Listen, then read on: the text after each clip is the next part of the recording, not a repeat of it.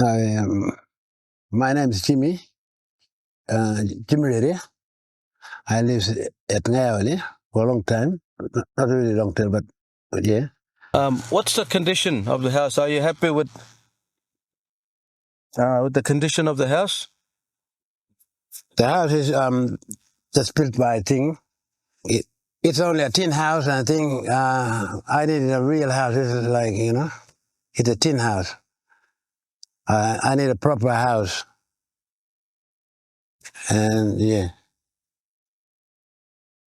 So Marcus, we've come to Parliament House to talk to Malandiri and Marion Scrimgeour about our really important master planning project.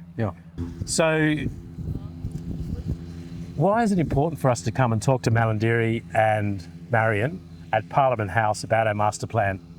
So this is a very important in this day and age, in this generation where, we got Yolŋu people sitting in Parliament that represent Pukmak, that speaks for all, but also a part of that constitution as well. So as our representative for funding body, this is where the law is created to give the rupiah out to where how the economy is going to be used in Australia. So it's very important that we speak to them here and give the message to them face to face. And so some of the important things are housing. Housing. So what are some of the problems with housing at the moment? Very, it's crippling Yolŋu people. It has crippled ever since the breakdown, finishing of ATSIC. The system's been all rearranged, and now everything is all the focus is on the major hubs now. There's not much. So when you talk about major hubs, places like Gulawinko, major community, major community where Yolŋu people have been dragged into, because that's where all the government bureaucracy runs. It's a place where most of all the government rupiah goes to, and the homelands are now misrepresented in that area. So we need to. It's very important that we give the story back to our ministers to say, homelands needs to be looked after the same way.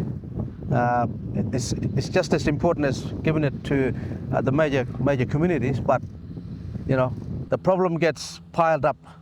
If you pile more Yolŋu, more housing in one area, it's not helping the health of the people. It's not helping the economy. You're spending more money in health, in everything else where you're putting people. But if you're putting people in one area, but if you bring them back to the homeland, it'll be more sustainable. Sustainable living. So people being connected back to their clan estates is actually making people healthier.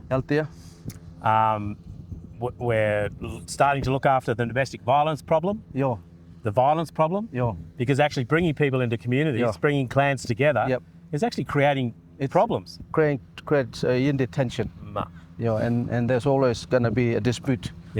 Where people are going to be, not happy with sharing each other's area of space, and the intergenerational effect that happen is it's going to be, the second generation of Jamarakule, the children, are actually going to suffer more because they're going to be growing up with that proper identity and proper way of looking at the worldview of Yolŋu, but also going to be struggling to find where they're going to fit in the system.